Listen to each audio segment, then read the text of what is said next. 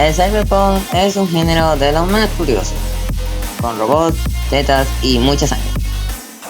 Parece que a primeras vistas esto es genial y otro propósito, y claro que vaya con esos colores y con ese estilo, se vea esto increíble, ¿no? Esto tiene que encenderse como bien, ¿verdad? Bienvenido de nuevo. Y si eres nuevo en el canal, pues nada, te invito a suscribirte. Y que no te cuesta nada, hermano, camarada, cyber compadre, para hacer más contenido de este estilo. Y si deseas hablar conmigo, pues nada, deja tu comentario ya mismito. Vamos a empezar con este anime que ha revolucionado y ha llamado mucho la atención actualmente. Por lo menos a mí, yo no me esperaba nada de Cyberpunk 2077, AE Runner.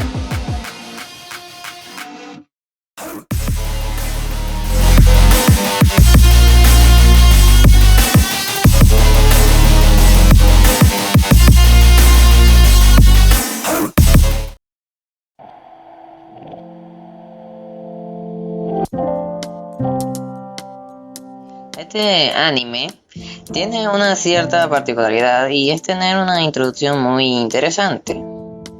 Este chamo, llamado David Martínez, es alguien sacado de la calle. Bueno, pues, o sea, no es nadie. Le hacen bullying y no quiere estudiar. Y lo peor es que lo único bueno que hace es que le gusta el jugo de naranja. Esto para la franquicia Trigger no es nada nuevo. Hay muchos proyectos de esta misma compañía que tienen el mismo estilo. O sea, tú sabes, ¿no? Sangre, acción y mucho fanservice. Pero es súper especial y la serie no está enfocada en eso. Toda la historia, como dicen por ahí, el rollo, está enfocado en David Martínez. Un tipo que llegó a ser un robot, a estar muy pero muy mamado y conseguir líder de una organización de narcotraficantes. Claro, todo esto simplemente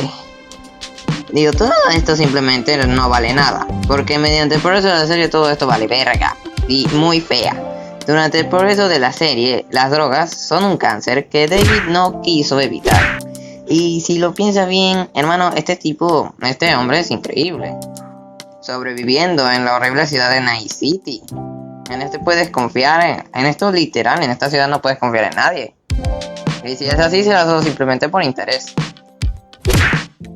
Que es bastante interesante. La serie toma en cuenta a los personajes e involucra a la ciudad también.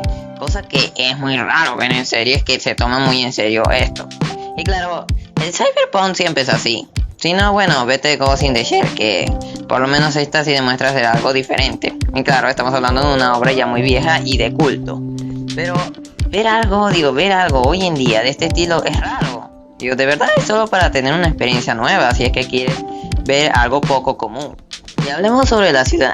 La ciudad le encuentra sentido a que alguien jovencito pierda a su madre, se convierta en un robot y que las mujeres vayan vestidas de ese modo.